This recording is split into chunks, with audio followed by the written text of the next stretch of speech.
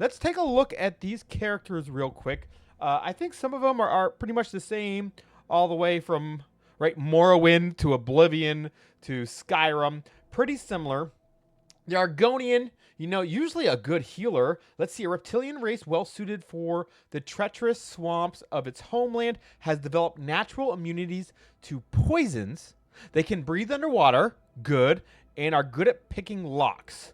If we open up the stats, you can kind of look at the skills here. You'll have a bonus to agility and speed, maybe good with, one-handed weapons, fighting, but you get minus 10 points in willpower, endurance, and personality. So people aren't going to like you too much, right? This is the low charisma stat class.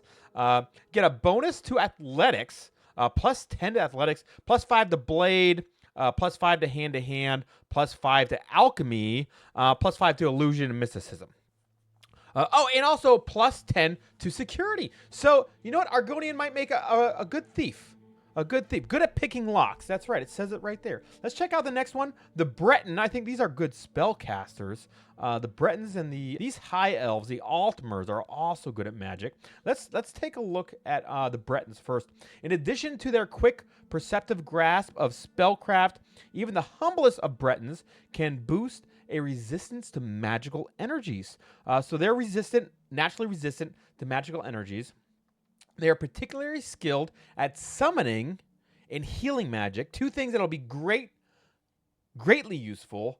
We are going to go for destruction magic, but summoning will add some extra damage or keep some enemies off us, and healing is going to keep us alive, right? Along with the resistance, that's fantastic. So you get a bonus to intelligence and willpower. That makes sense. Magicka bonus of plus 50 to your magic. That's going to help out a ton in the early game as a wizard, mage. Plus 5 to alchemy, plus 5 to alteration. And here's your bonus to conjuration, which is summoning. Plus 10 to conjuration. No bonus to destruction, unfortunately. But then there's a bonus to mysticism and restoration of plus 10. That's pretty big. Mysticism will shield you. You can cast shields to protect you from attacks. And then restoration is going to be, you reacting to that damage and healing yourself. So that's the Breton, and that's one of my top picks. Let's go up. Let's go up and take a look here at the Dark Elf. So the Dark Elves, also known as Dunmer in their homeland of Morrowind, the Dark Elves are noted for their skilled and balanced integration of the sword, bow, and destruction magic. So Dunmer, these Dark Elves are going to be your balanced classes if you're not sure what you want to play, or you want to do a mix of all three, archer, melee, and destruction, or casting damage magic. This will be your go-to. I believe they also have a resistance to fire. Yes. And they can summon an ancestral ghost for 8. So free summon. That is fantastic. Here they get a bonus to speed. Plus 10 to that. And minus to their personality. Not very good charisma. And a minus to their willpower here. So as I said before, bonus to their blade combat, a plus 10 to destruction. When I say plus 10, it's above the base plus 5. So going to plus 15.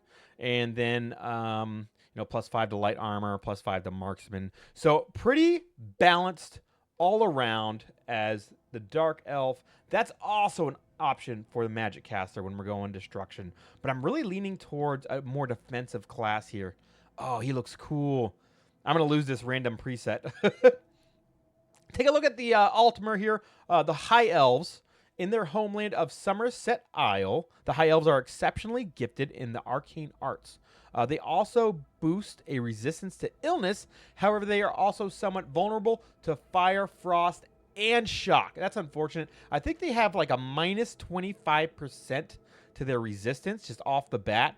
So they may be okay for spell casting. See, they have that intelligence, but they get a 100 magicka bonus as opposed to 50. So they can cast way more spells. They may be a little bit better starting off than the Breton, being able to cast where you don't have to take as many potions. But I think overall the vulnerability is just too much. Let's see here. They have plus to alchemy, conjuration. They do start out with a higher destruction capability than the Breton. That's also something to look at, but a much lower restoration. So, not a survivable. This is going to be your glass cannon wizard. You're going to want to come out of stealth, cast an illusion on the enemy, and blow them up before they can hit you, which is difficult in this game. Let me tell you, if you haven't played Oblivion in 2006, and you're just now trying out this game is much harder than newer games. If they haven't changed the difficulty too much. These old games, there's not much quality of life, if I remember, and there's a lot of features. And when I say features, I mean bugs. Bethesda game have a lot of features, and I'm super excited to find new ones. Okay, let's look at the Imperial, natives of the civilized Cosmopolitan province of Cyrodiil. They have proved to be shrewd diplomats and traders. They are skilled with heavy armor, and in the social skills, they tend to favor the warrior classes. So you're plus 10 to heavy armor there to make it plus 15, and plus 10 to mercantile to make it plus 15, and the speechcraft for trading. So this could be a good option if you want to make a lot of gold. They have high personality trait, but lower willpower and agility. Let's go all the way over to our Khajiit. Khajiit knows no bounds. They are going to be your thief class here. They are intelligent, quick, and agile. They make excellent thieves due to their natural agility and unmatched acrobatic skill. All Khajiit can see in the dark. So we'll see here, you get plus 10 to agility, you get plus athletics, blade, hand-to-hand combat. The punch cat is a real build. Plus to acrobatics, so that's your jumping, and then plus to security and sneak. This guy will be a very good thief class if you want to focus on that stealthy stealing gameplay. Nord, going to be another warrior here. Strong and hardy, Nords are famous for their resistance to cold. They are highly talented warriors, and you can see that here. They should have a bonus to heavy armor, big blunt weapons, big blade weapons, a little bit to block, and armor, so you can fix up and craft your own armor, and a big bonus to endurance and strength, and they have that resistance to cold, which is pretty good. There's more fire damage in Oblivion than cold damage, but cold can really hurt. Next one, Orc, another warrior, right? They're also craftsmen in this Oblivion game. Orcish armorers are prized for their craftsmanship. Orc troops in heavy armor are among the finest in the Empire and fearsome when using their Berserker Rage, which is their class ability. So strength is boosted to 45. Their willpower is boosted to 50, which I believe that helps them craft. I'm not entirely sure. Don't quote me on that. And then endurance plus to 50. They have an increase to armor, so they make great crafters.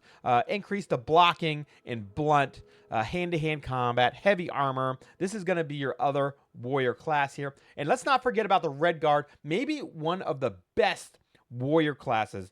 The most naturally talented warriors in Tamriel, in addition to their cultural affinities for many weapons and armor styles, they also have a hardy constitution and natural resistance to disease and poison. Absolutely fantastic class for melee fighting. Any type of melee fighting, right? Bonus to strength, bonus to endurance, bonus to athletics, blade, blunt, you name it, heavy armor. I mean, they're a light armor as well. You could choose whether you want heavy armor or light armor. Also mercantile, so they're good at trading. This is a great class to pick and start out with. A beginner-friendly class, I want to say, for the warrior, without too many weaknesses. Just lots of pretty good strengths. And lastly, we have our Wood Elves. The Wood Elves are nimble and quick, making them good scouts and thieves, kind of like the Khajiit. And there's no finer archers in all of Tamriel. So if you want to be that stealth archer, you're going to want to be this Wood Elf. Bonus to agility and speed, but you get that minus to strength, so you don't want to do too much melee combat with these little guys. But then if you go down, alchemy bonus, that's big. Alchemy is big for healing, all types of pots, buff pots, help you do more damage, see in the dark, that type of thing. Acrobatics, light armor, marksman, you go up to plus 15 and sneak up to plus 15 with the plus 10 bonus you get. It's nuts. So if you want to do a stealth archer, it's Wood Elf all the way. So you also get to pick up Birthsign. Those born under the sign of the warrior benefit from increased strength and endurance. So 10 points to endurance, 10 points to strength. Great for a warrior, of course. The warrior. Those born under the sign of the mage have an increased amount of magicka. Fortify magicka increases magicka by 50 points. A easy bonus with no downsides for a caster class. And this might be the easy defensive option I pick for the Breton. Let's keep going. The thief, those born under the sign of the thief benefit from increased ability, speed, and luck. Fortify agility, fortify luck, fortify speed, all by 10 points. So great for a Khajiit or a wood elf here. Someone who's going to be sneaky. The steed, those born under the sign of the steed can move faster. Fortify speed, increase movement speed by 20 points. This was a fantastic Birthsign to pick back in 2006 when the game came out, because you moved a lot slower than you're moving now. And I hear there's actually a sprint, which we haven't been using. So I don't think there's so much of a reason to pick the steed anymore. This used to be an instant pick for me because moving faster was everything. The apprentice, those born under the sign of the apprentice have an increased amount of magicka, but are also more susceptible to magical attacks. Fortify magic increases magicka by 100 points, but it increases susceptibility to magic by 100%. Oh, so this might be good on the Breton because we have a natural resistance to magic, but now this increases your susceptibility to it. So it's kind of a give-take here. I don't know about that. The shadow, those born under the sign of the shadow can become invisible. Once per day, you use Moon Shadow, which is a greater power, grants invisibility for 60 seconds. The ritual, those born under the sign of the ritual can heal themselves and make the undead flee in horror. Blessed Word forces the undead to flee in horror for 30 seconds. Can be used multiple times per day at a cost of 40 magicka per cast. You also get Mara's Gift, which is a greater power. You can only use greater power once per day and restores 200 points of health. This could also be a good pick for like a cleric type class. The Atronach is, I think it's a defensive one. Those born under the sign of the Atronach cannot regenerate magicka, but have the ability to absorb any magic cast at them. So Fortify Magicka increases magic by 150 points, and when you get hit by spells, you absorb the magic. Ooh, Magicka regeneration is halted. This is really good for like a spell sword type class because you don't use spells that often. You'll use it to summon or heal or buff your weapon. You won't use it as attacking. So this just gives you a 50% absorption of spells cast on you. A little bit more defense. Great for like a spell sword type class. The tower, those born under the sign of the tower can magically unlock doors and reflect damage from their attackers. Tower key opens locks of average difficulty, can be used once per day. And then Tower Warden, under the greater power, reflects 5% of all incoming damage for 120 seconds. Okay, that's a defensive one.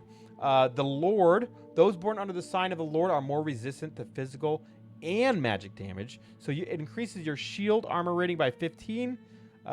Shield increases armor rating by 15, just flat, and increases your magic resistance by 15. Okay, so that's pretty good. The Lady, those born under the sign of the Lady benefit from increased willpower and endurance. Increases willpower by 10 points and endurance by 10 points. Then the Lover, those born under the sign of the Lover can paralyze others. Lover's Kiss, greater power, paralyzes the target for 10 seconds and reduces the caster's fatigue by 120 points. Can be used once per day. Great if you're trying to be an assassin. And finally, the Snake, those born under the sign of the Serpent can poison others, though it comes at a cost of damaging their own fatigue. You get a greater power, used once per day. Serpent Spell. Deal 3 points of damage for 20 seconds. It also cures poison, dispels 90 points, and damage fatigue, 100 points to the caster. Can only be used once per day. You must now choose your class. The major skills of your class will start higher than your other skills and be easier to increase.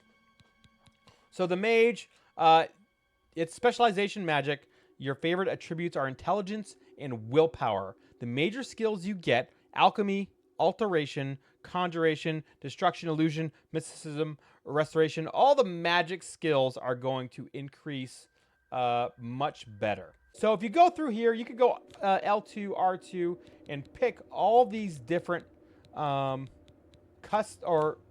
pre-made classes. But you could also create a custom class by choosing everything you want to go through here. So specialization, combat, magic, stealth. Of course, I want magic, right? So we're going to pick that. We're going to go to our attributes next. I definitely want intelligence.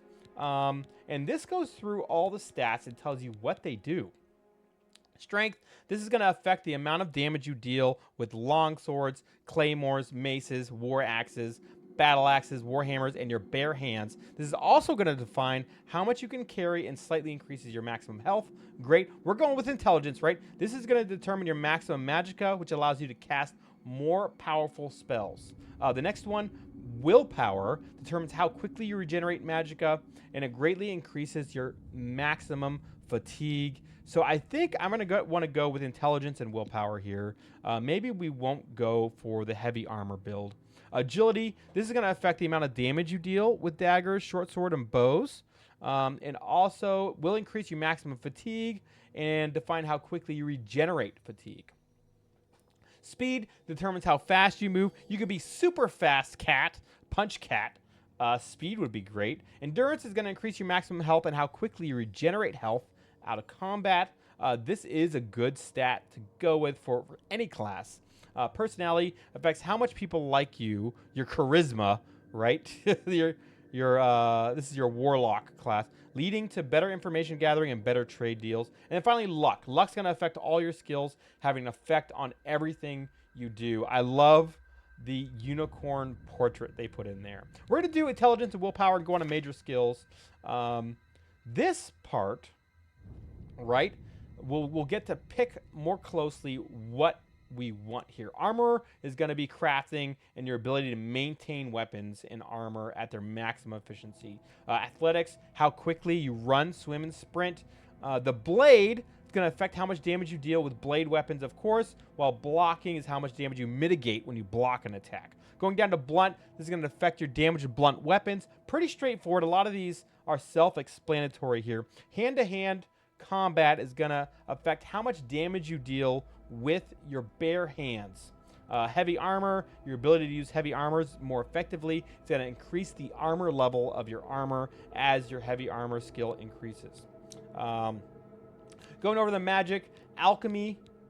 This affects your ability to create potions and often obtain greater benefits from alchemical ingredients. You can get some crazy stuff increased to destruction magic damage type thing. So we're definitely going to have alchemy on our major skills list as the mage I want to build. Alteration affects your ability to cast spells, to breathe underwater, walk on water, open locks, reduce or increase how much you can carry, pretty much, and shield yourself from magical and physical damage. You know, I actually think mysticism does the same thing.